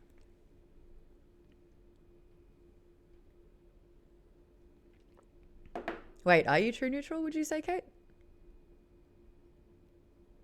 Yes, I am. Called it. Can a god be good or evil, says Dragon's Ghost. That's a great question too. I think so. Well, it depends which religion, which theology you go into. According to the Bible, there is good and evil. I can say this here maybe. I interviewed the cast of Dune, and when I spoke to Stellan Skarsgård and Dave Bautista, excuse me, because I play Harkonnens, and I have a little bit of nut from my fruit and nut chocolate. That's just being evil. Excuse me. Anyway, they play Harkonnens, and I was like, look, there's so many different versions of good and evil. There's so many. Usually the villain truly believes that what they're doing is right. But yes, I caught that. But are the Harkonnens, do you think the Harkonnens are evil? And it was so fascinating to hear their answer, because Stellan Skarsgård spent a few minutes talking about how there is no good and evil. There are only good or evil actions. So he went back through history with Henry VIII, with all of these people. He's like, he basically wanted to say that absolute power corrupts absolutely. But what he ended up saying was just like, none of those people truly believed that what they were doing was wrong. They weren't necessarily evil themselves, but their actions could be classified. Oh, my nose is itchy because I think I'm allergic to something. The red wine. Their actions were evil. And it was so funny that he said that. So he's like, no, I don't think that they're evil. I think their actions are evil. Dave Bautista came in and he was like, Harkonnens are 100% evil, and anyone who says otherwise is probably a bad person. And I'm like,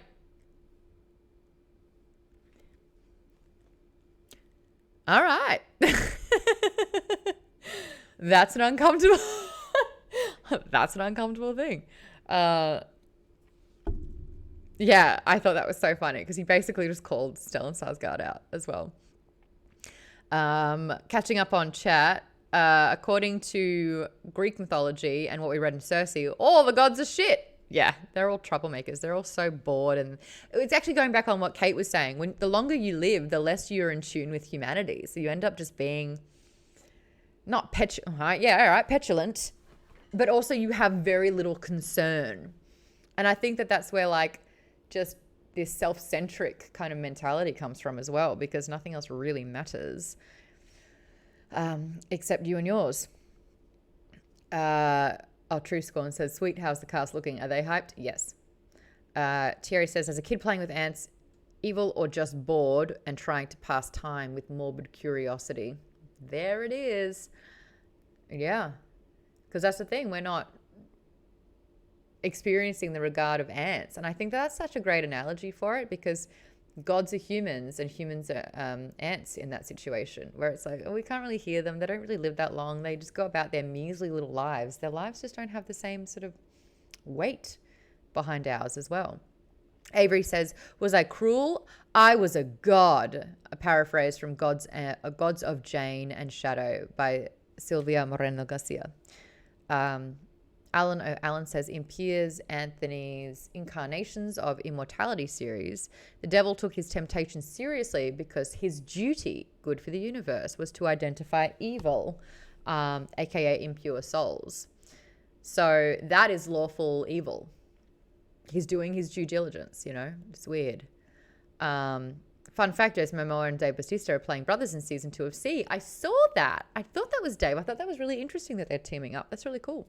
Kate says, speaking of Silvia Morena Garcia, I'm almost done with her new book, Velvet Was the Night. It's pretty good so far. Love hearing that.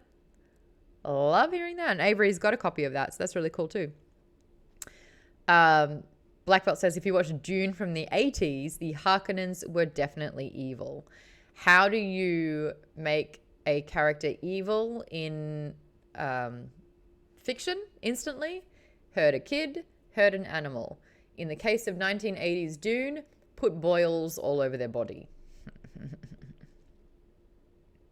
Chris says, if we are what we do, are we the sum total of the actions? Is there redemption? None for Kylo. STS says, I never trust any character who tries to pull the greater good argument. I'm more of a necessary evil guy, where you're very upfront about the evil of an action. Greater good is, it's actually, you're so right. Greater good is like, this sucks, but we're focusing on the positive here. And you're here going, call a spade a spade. This is going to suck for this person. It's for a reason, but right now let's address the shit part. Yeah. B-Rock Vandal, hello B-Rock, says, I get a Randall Flagg vibe from Luke. Randall Flagg is the devil character in Stephen King's The Stand. I've not read The Stand. That could be a good one for Nerdist's October selection. Adam says, on a dare. Oh no, I'm scared to read the rest of this. You're still here, Adam. On a dare, I took a handful of ants and put them down my bathing suit once, and they bit my junk a lot.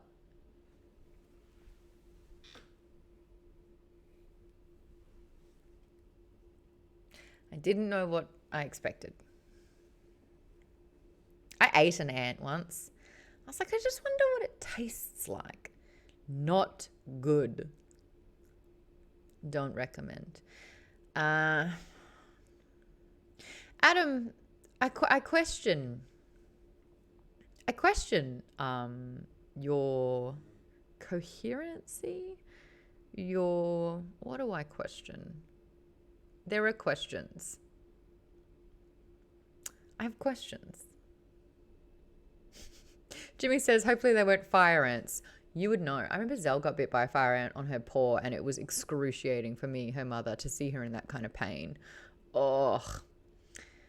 Randall Flagg is also the man in black from The Gunslinger. Oh. I never watched that still. The Stand is a good book, says Jimmy. Thierry says has a dare. I ate live ants. They actually taste sweet. No, they don't, Thierry. The one that I had was so like, ugh. Cosmo System says, hi, I'm so late. Hey, just love that you're here. Love that you're here. Oh, B-Rock Vandal says, I'm Jay Buntrock. That checks out. That makes sense. B-Rock, Buntrock. Yeah, I got it. Yeah. You know what? Where's the Vandal from? That's a Vanilla Ice lyric. Alan says The Stand is a great book. There's about 4 editions though, as King adds more with each version. He's even added it to it because of a new TV series. Oh. Blackbelt says, I would love to do The Stand with book club. It's my favorite Stephen King, and I would love an excuse to reread and discuss it. Is The Stand scary? Could that be a October recommendation? I'm going to write these down so I can text it to Rach straight away. Oct books. We have, Kate, what was your suggestion again with 9 exclamation marks after it? Already forgotten. Pride and Prejudice and Zombies. Head Full of Ghosts by Paul Tremblay. Head Full, what's it about? Ghosts? Demonic possession. But it's more, is it demonic possession or is it mental illness? Or is it milking for the reality TV show that the father brings into the house to film the whole thing? I like that. Prejudice and Zombies. That's Thierry's suggestion. And then is The Stand scary? It's classified as horror, as most King novels. The Stand. Let's do it. We've already done a Stephen King. I read, what was it, everyone? Do you want to play? The Outlook Hotel. What the bloody hell is that one? The Shining. Ah, The Shining. Do you want to get sued, boy? Yes. Cosmo System says Pride and Prejudice and Zombies is so good. STS says The Shining. I remember the gif. The Stand split into 2 parts, The Collapse and The Decision. Interesting to know. There is a Star Wars zombie book that you could pitch. It's called Death Troopers. There's a lot of love for Pride and Prejudice and Zombies. I actually think that one's going to be... I feel good about that one. Although, Head Full of Ghosts on the list is on the list. Maude reads scary books. What's next? A Child's Play watch along. I'd really rather not. I don't think people understand that, like, when I thought Chucky was an animatronic toy and then it ended up being a smaller statured person that ran out after me, like, I had a fucking panic attack. My first one that I'd ever had. And then I also realized that, like, it's not the fact that it was Chucky. I've never seen the movie. Like, I don't know how to be scared of that. It was just that in that moment, I thought that something that wasn't real, I thought it was an animatronic, it came to life. And when you're in that situation and it comes at you with a knife, something in your brain kind of just, it snapped. Like, it snapped. Something in my brain snapped at that moment. And so it's not the fact that it's Chucky. It's the fact that I had a moment that defied reality for me, if that makes sense. So I can, like, watch the trailer and I still don't like the doll. Like, I still don't like it. I want to kick it. But yeah, I mean, just to paint the picture, I am army crawling on hands and knees across the floor of the toy room in a haunted house while Chucky is air stabbing me over my head. And my friends had gone. I can't army crawl. It was bad. Anyway, Adam says, yeah, haunted houses get me like that. Oh, so good.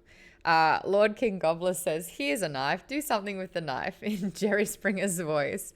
It was all. The thing is, though, and this is something that I really wish I'm only just kind of figuring this out now. This is something that I really wish I explored more. That little person had the best day of their haunting career, their character. They would have gone home and went, this bitch collapsed. She both had a flight and fright response where her legs didn't move, but her body flew. And as a result, she crashed onto the floor. I did that. Like, they must have just been like cracking a beer at night, being like, this chick is scarred. Hell yeah. I did my job. I'm good at my job. Meanwhile, after several years of therapy with a legit phobia called automatonophobia, which is the fear of something not real coming to life. Like, STS says he was jealous of my height. Don't even know if it was a dude. Could have been a woman. No idea. This is the thing. No idea. But I couldn't humanize them in that moment because they were a goddamn robot, according to me. Anyway. Kate says a good haunted house employee would not be proud of that, though. Really? Do you think they feel bad? Nah, you don't understand, Kate. In no way did they see the panic attack and just kind of back off a little bit. Or, you know what I mean? They kept going with the knife. There was no way that empathy played a part in this. Oh, so maybe they weren't a good haunted house employee. Maybe STS is right. It's just like the screw you for being a 5'11" woman. Screw you. Sprinkle says on the Universal tour, Norman Bates chases you, but he doesn't touch you. I don't think any of them are allowed to touch you. Kate says a good one would know the people who are fun scared as opposed to the ones that are really scared. I don't know. I think I would rather scare someone than be scared. And if someone was like really, really scared, I'd be like, yeah, got him. A little bit. It's like, this is what you wanted. This is why you came in here. Oh, there's a Paramount Plus The Stand official trailer. Oh, they look like cornfields. Cosmo says if you haven't watched The Autopsy of Jane Doe, you need to. True Scorn says just put Zelda in a Chucky costume. Maybe. I could be the bride of Chucky. That's weird. That's my dog. STS says, so being stuck in a Boston Dynamics lab is like Maude's nightmare. No, I have been putting out there in front of all permanent forms of communication and content since 2015 that our robotic overlords are our future. And I respect them and I encourage everyone to worship our new deities because that is our future.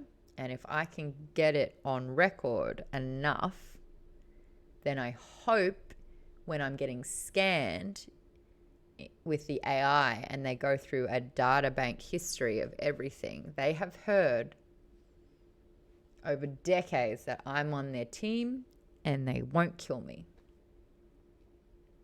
I'm playing the long game on this one, but I feel like it's the smart move.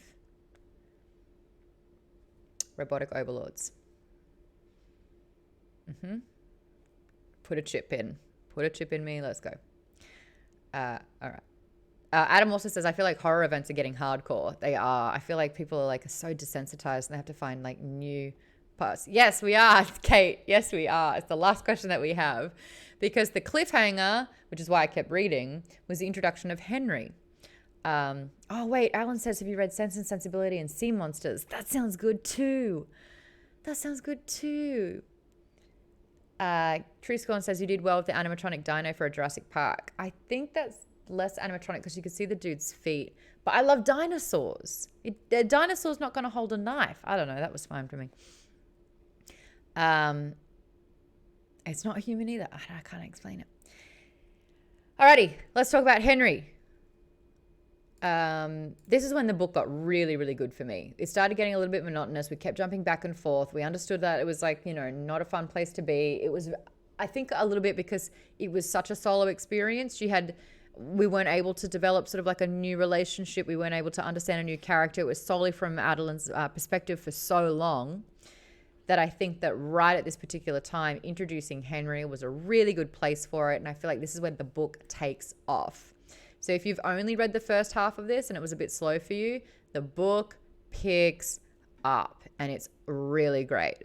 So it's New York, 2014. Addie's adjusted to her life. She gets by through stealing. She knows that all relationships are temporary. And then she meets Henry. Henry works at a bookshop. He's got dark curly hair. At a first glimpse, kind of looks a little bit like Luke. But then it's like, oh, whatever. Her plan is that she wants to read, I believe it's the Odyssey, in Greek or Latin. In Greek. And it's a secondhand book. And so she decides to steal it. He catches her. And he's like, what are you even doing? Out of all the books, you stole this one. It's like $5. It's not even in English. If you want it that bad, just take it. See ya. Get out. She's like, bye. And because her foolproof plan is as soon as she leaves, she gets to start over, the next day she goes into the bookshop to return said book. Friends bought it for her, but she's already read it, or she didn't like it, or whatever it was. And he's like, are you kidding? And she's like, no, my friends got it for me. And he's like, you were in here yesterday. I remember you. 3 words that totally rocked her world. And this is kind of where we stop. I think like around this part of the book, it was like, holy hell. So immediately you're like, what was your first thought with Henry? Who wants to go first? What did you think Henry's deal was when we were introduced? Because he remembers her. What's Henry's deal? Go, Jimmy. Maybe, I could be wrong with this, but maybe Henry is one of those people that has like a photographic memory or kind of an eidetic memory or whatever it's called.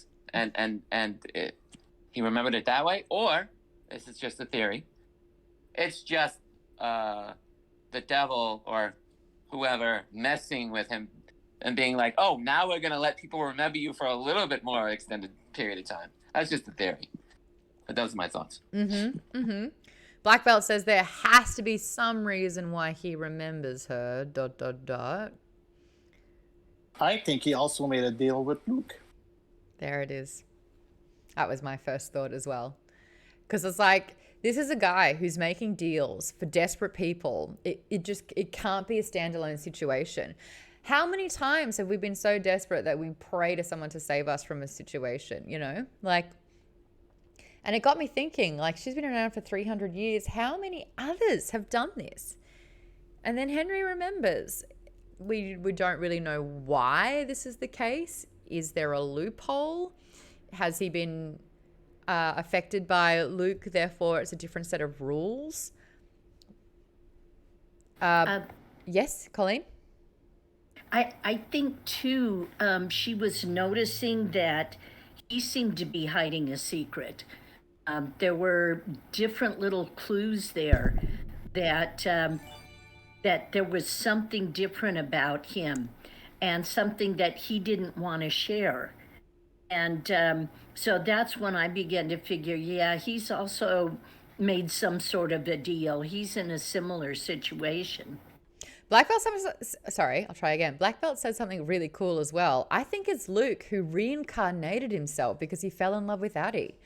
The fact that his looks are very, very similar, but a more humanized version, I kind of thought of a similar thing as well, where it's like dark curls. Has he sort of like, you know, Invaders of the Body Snatchers? Is he kind of like put himself into this person or created sort of like a human to have like a human form and be in a human relationship? Cosmo System, thank you so much for gifting a sub to Avery. That's really, really sweet. Avery, check out the new emotes. But I like that suggestion too, Black Belt. But I feel like this was super, super refreshing for us, the reader, to be able to have, I guess, a journey parallel to Addie's, you know? It's been Addie's struggle. It's been Addie's isolation. And did anyone else kind of feel that overwhelming sense of relief for her? Just the fact that she was able to have that moment.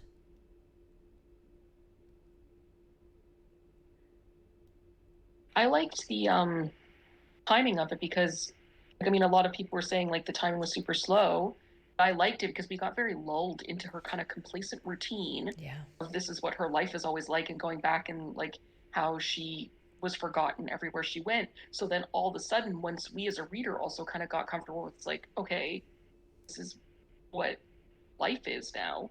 All of a sudden, there's this dude who remembers her. It broke her. So it was just like, as the reader, we also got kind of like shocked out of her drudgery. Yeah. By Henry's appearance. Yeah.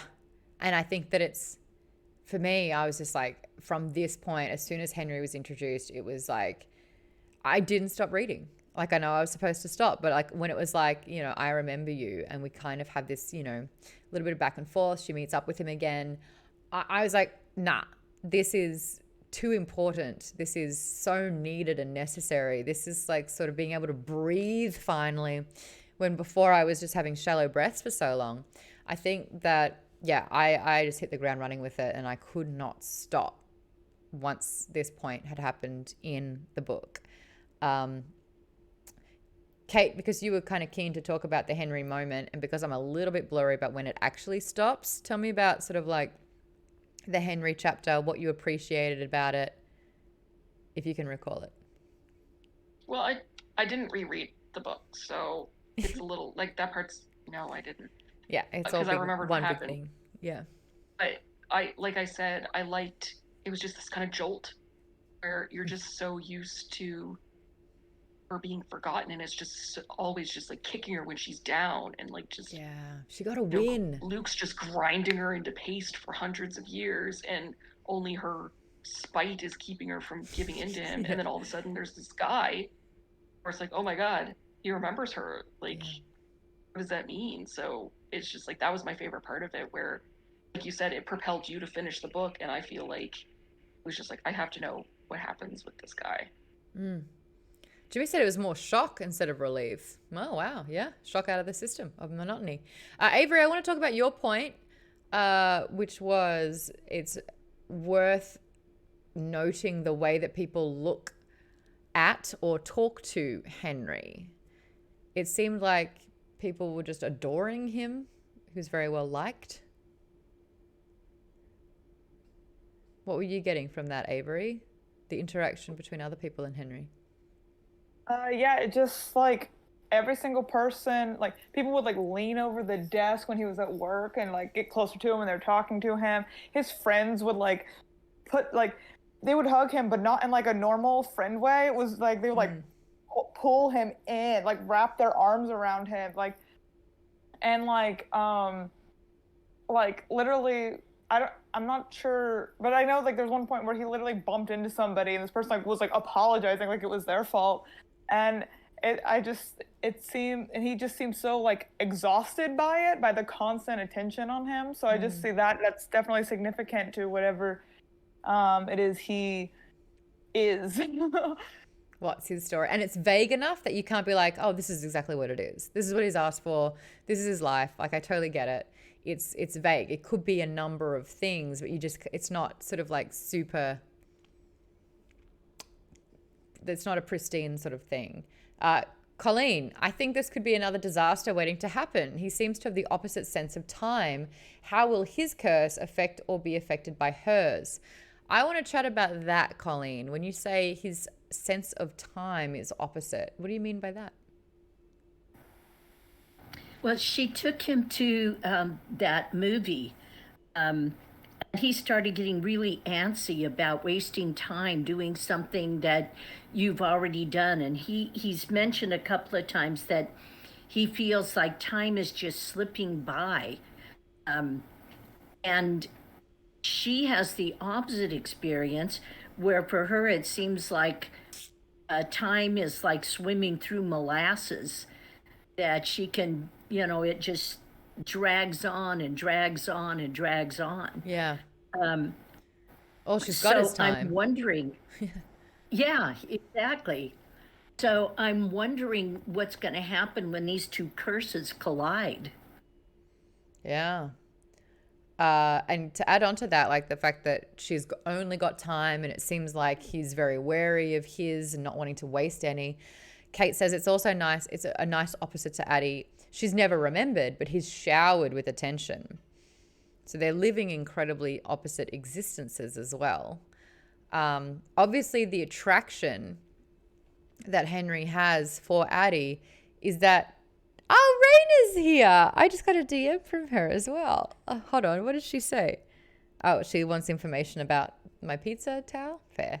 Hello, my love. Are you going to be streaming more, Raina? STS, thank you so much for showing Raina such a warm welcome here in the Bomb Squad and gifting her a sub. Raina, you and I need to play some games, girl. Raina Sunshine, let's game together. How are you, my love? I miss you too. Raina joined book club. What are you reading at the moment, Raina? It was the pizza towel. Raina, what are you reading at the moment? And what deal would you make with the devil? If the devil was like, give me your soul and I will give you whatever you want, what would that deal be? I'll check back in with you for that one. Do we like Henry, chat? Do we like Henry? I like Henry, yes. I think he's very charming. Colleen, yes. Radia, love Henry. Avery, I do. Yeah, super likable guy, super genuine, super down to earth. They have really good chemistry. They seem to bounce really well. He seems to hold a lot of space for her. She's obviously like questioning whether she can even tell him her deep dark secret of like being immortal, but also being absolutely forgettable any chance. Raina is reading Behave by Robert Sapolsky, and it's completely mad. Avery says, Henry's a cute boy. He works in a bookstore. What's not to like? The dark curls and the glasses. I was like, that sounds nice. Oh, behave, Raina. What deal with the devil would you make, though? I want to check back in about that question. We like Henry a lot. He seems really, really decent.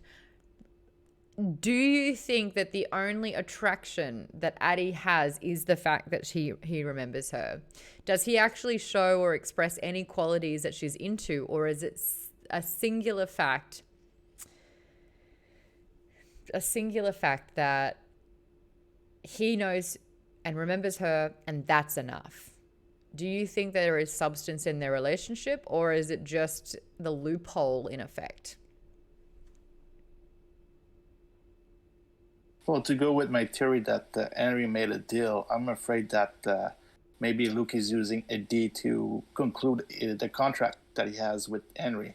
So that's why I'm very curious about the second half. Oh. And I'm also very afraid that I'm right. Okay, so hold on. Go into a little bit more of that. You think that Henry's made a deal as well, something that involves Addie, and as soon as they meet, his deal has been fulfilled? At one point in their relationship, that's when the deal is going to be completed.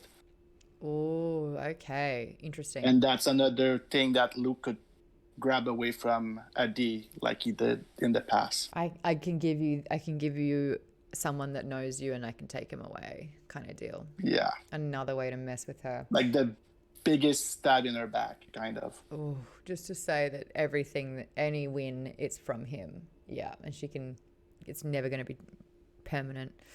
Raina, the deal with the devil.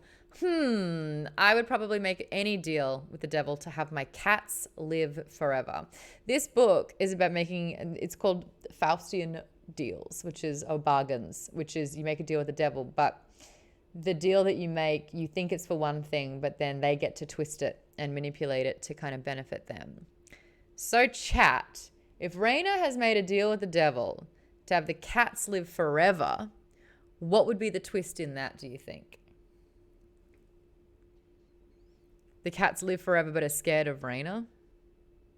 Oh, that would suck. You're allergic to cats? Like genie shit. It keeps aging, so it becomes like a mummy. Oh, Videotron. Oh, so it's like desiccated, but it's still breathing. Cats live forever but are chronically ill. Oh, that would be terrible. Cats live forever but are in the wild.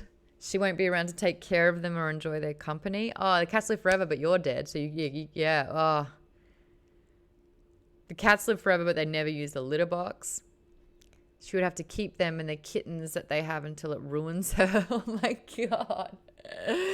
Keep the cat alive. Yeah, like Pet Cemetery. Oh. The cats live forever but you can never see them. STF says, I prefer Dragon Balls to Make-A-Wish. Yeah, because Dragon's not the devil. The dragon's kind of on your side. It's like, hey, you found all 7. Good boy or girl. You did good. Raina's like, I don't want this. This is awful. Back away. Not a mummy meow. Do not want. The dragon is at least indifferent. Yeah, that's true. The devil's purely out to kind of like mess with you. You wanted this. Yeah, that sucks. That's the thing. You have to be beyond desperate. The alternative has to be worse. But then it never is. They sleep on Raina's head and she suffocates from cuddles. Oh, no. Let's all... Oh, 1984 warned us. Yeah, pity it was a really average movie. But everyone pour one out for Raina's kitties. This whole stream is now dedicated to them. Oh. So predictions only for people who have only read half the book. Thierry, you've kind of told us your prediction. You think that Henry in the book, his deal with the devil is only to kind of like perpetuate Addie's anguish. Who else has only read half of the book? Colleen, and wants to make a prediction. I don't see it ending well. I would like it to end well, but I've become somewhat cynical about how these books end. So, yeah, I think that something's going to happen. They feel like they've found each other, only to have it, they pass each other in time, or something will go wrong. Okay. We've run out of time for it, but next time we talk about this book, I definitely want to talk about the same-sex relationships. I want to talk about Sam. I want to talk about Henry's past as well. I want to talk about the fluidity in these relationships and how effortless and, the way that she writes these relationships. I definitely want to talk about that next week. Raina, I love that you joined us, but we have, there you go, Gory. There you go. Where are you up to in the book, Gory? I know that you started reading it. How are you going with this? Are you doing Audible and walking? Because that's my favorite. Avery's prediction. Go. Avery, hit me with your prediction. Yeah, I kind of agree with a bit of what everyone else said, that Luke might be behind what's going on and using it against her. And that even if he isn't intentionally involved, that there is something going on that's not going to end well, even though we want it to. So yeah. If Henry has in fact made a deal, what do you think his deal is? Maybe the exact opposite. So if Addie is always forgotten, maybe his is to always be remembered. Maybe everybody feels like they know him. But then how does he know her? Oh. Do-do-do-do. Yeah, it's going to be interesting. I was very much in the dark about what his deal was. They kind of stretch it out a little bit, but then again, I sometimes get so involved into the book that I stop thinking about what it could be, and I just need to be told.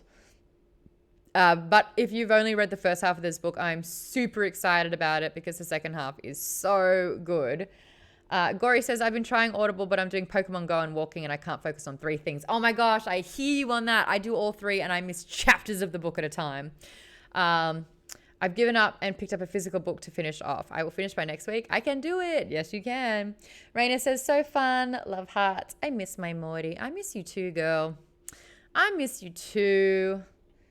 Oh, we used to have such good, real chats. Raina, we spent a lot of this book talking about the fact that, like, connection is a really important thing.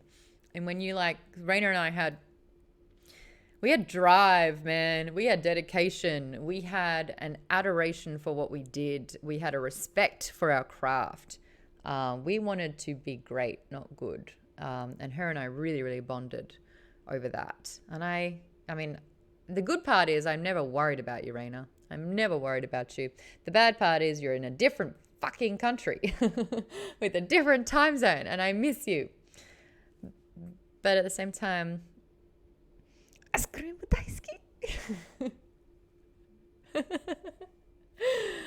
Clever Girl says, in Doctor Who, at one point, he was experiencing time in the opposite direction of the woman that he loved. That was my favorite part with River. Such a great storyline. So clever indeed. And it expanded 2 different Doctors too. Disco Cobra says, Raina Scully, is that the one and only from SourceFed days? Damn, long time no see. Miss those days. You bet it is. Raina says, our bond was pretty deep, not gonna lie. I know, why did I move? You did it at a good time though, Duz. I know why you moved. It's good. You're around family as well. Daisuki! Oh, that's Daisuki. That's Daisuki. You don't say the U. That's Daisuki. I want, isn't it? I say ice cream or Daisuki. I want ice cream. I would just randomly say that to her. Ice cream. Daisuki. Anyway, Krivers Trope says, great times these were. Aw, thanks, Krivers. Thanks for popping on in for that one. If anyone wants to drop some channel points to guide the raid, now's the time to do so. Your homework is to finish the book, finish The Invisible Life of Addie LaRue. Again, it's gotten over 300,000 reviews on Goodreads. It is an incredibly popular book. Raina says, do you remember London? Girl, was it last month? The reminder on Instagram and like on my phone was like, hey, do you remember? Oh, did it? Okay. Do you remember that this happened 5 years ago? And it's us in our matching I Love London sweaters. It's my favorite. And you were brunette. You were brunette then. That's how long ago that was. Avery says German is nice and phonetic and has too many cases. Plant Mum says, hey. Hi, Plant Mum. Steph Woodburn. That's a good one as well. We got some cool peeps online. Dungeon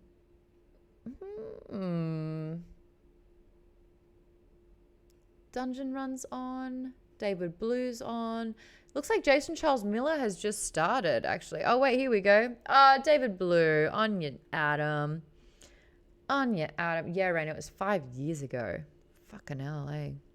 And I can't believe, like, I managed to convince an Australian outlet to send you, Ricky, and myself to London to cover that thing. Oh, I missed that. Alrighty, we're going to go over for David Blue. Everyone say hi. He's a fantastic guy. He's playing Hunt Showdown. Give him the Geek Bomb bombs. Drop them like they're hot. Raina is small. Can we keep her? She can fit in Zelda's bed. We can keep Raina. She is not a kept woman, though. She's married. But she's a force. So we can try and keep her. But I'm talking too much. Everyone, let's go raid Dave Blue, because he's a legend and he's raided Geek Bomb plenty of times. So we've got to return that favor with aplomb. Thanks, everyone. I'll see you next week for book chat. I'm probably going to raid. I'm probably going to stream tomorrow to catch up for Sunday and Tuesdays. My aircon broke. It feels like it's just carked it again, but it's been really hot in here. It's not been fun, so I've been not here. Anyway, let's raid David Blue. Send that love. I'll hang out in that chat for a little bit as well. Raina, I miss you. I love you. KP Dub says you don't need AC with us fans around. I really bloody do because it's hot. Bye.